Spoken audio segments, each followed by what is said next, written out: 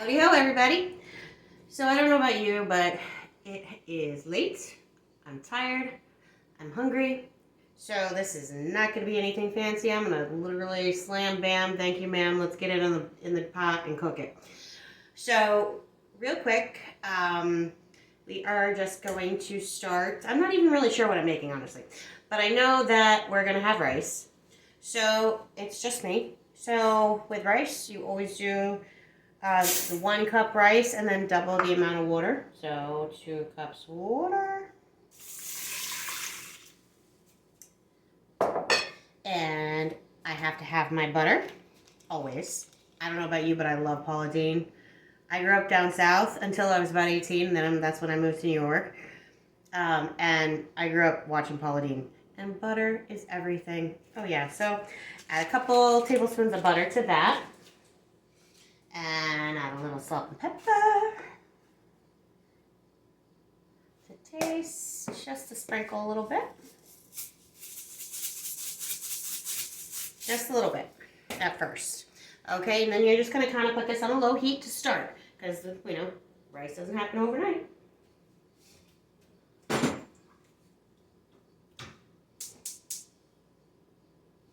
Okay.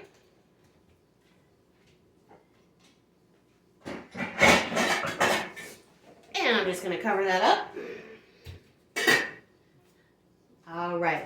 So what I did last night, because I knew I was going to be tired today, long day, was I went ahead and took boneless, skinless chicken breast, and just whatever fat was on there, just trimmed it off, and then I cubed it up a little bit, as you can see here, okay, and then I drizzled it with olive oil, or like I like to use, I infuse my own oils with garlic, cloves, and rosemary. If you like to spice it up, you can add jalapenos as well, which I did here.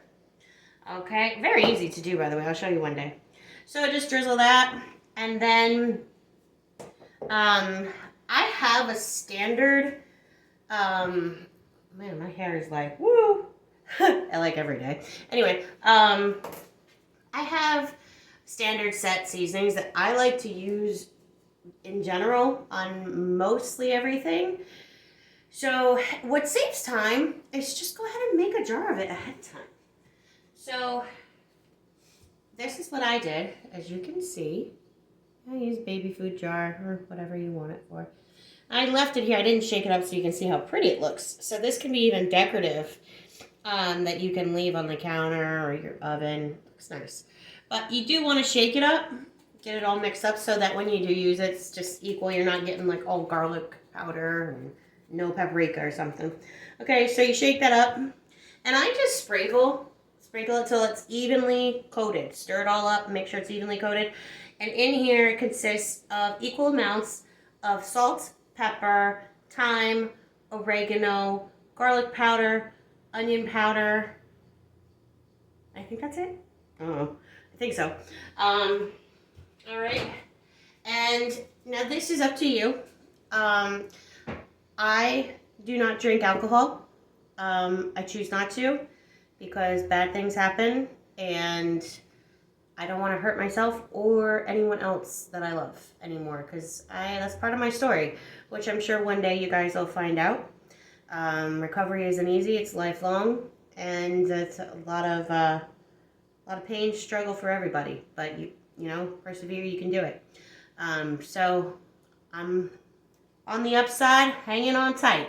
So what I was going to say was Marsala wine, I normally would add about 1/4 cup.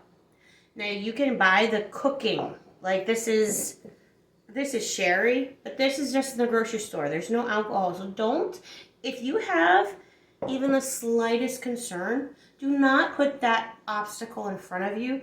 Do not think, oh, it won't bother me. Please don't.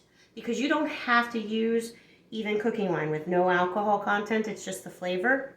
You can just use chicken broth, okay? Please don't, because that's what I did. I don't want it around me. I don't want the smell or anything. And it tastes just as good. You don't need it. So anyway, so you can add the 1/4 cup of Marsala wine or chicken broth to that, and then you just stir this up. I covered it tight with plastic wrap.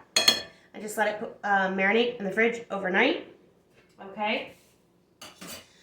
So I know it's a big wok. I don't need a wok. We're not making, big old stir fry. I don't even know, like I said, what we're making. But I like my food to have space. It doesn't cook evenly. If you're cramming it all into one tiny pot and it's just overflowing, you can't get the even cook over everything. And so I guess you could say I like to give my food space just like I like people give me space, right? So anyway, and that's like with my pot for the rice. I really didn't need that big of a pot. So I'm going to take my rosemary and garlic infused oil, and regular olive oil is just fine. And just drizzle all around so you get nice color. This comes out really slow, so it looks like I'm pouring a lot. I'm not. Okay. And then you're just going to add the chicken.